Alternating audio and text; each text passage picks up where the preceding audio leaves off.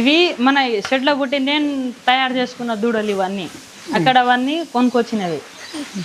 ఈ దూడలన్నీ నేను తీసుకొచ్చి మనం ఇంట్లో షెడ్లో పుట్టి తయారు చేసుకున్నవి. మనం షెడ్లో కట్టేసి ఆవులకు మేసేదానికి బయట తిరిగి మేసేదానికి డిఫరెన్స్ ఏంటంటే, ఇప్పుడు మనం షెడ్లో ఉన్న ఆవులకి బయటికి వెళ్ళి మేయవు కాబట్టి మినరల్ మిక్చరు, కాల్షియము, మళ్ళీ నట్టల ట్యాబ్లెట్స్ అనేటివి కన్ఫంసరీ ఇవ్వాలి.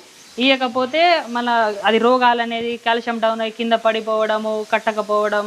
ఈ మెయిన్ రీజన్ ఏమంటే కట్టకపోవడం దేని గురించి అంటే మినరల్ మిక్చరు, కాల్షియము, ఈ మళ్ళీ నట్టల ట్యాబ్లెట్స్ కరెక్ట్ మనం టైంకి వాడకుంటే అవుతుంది.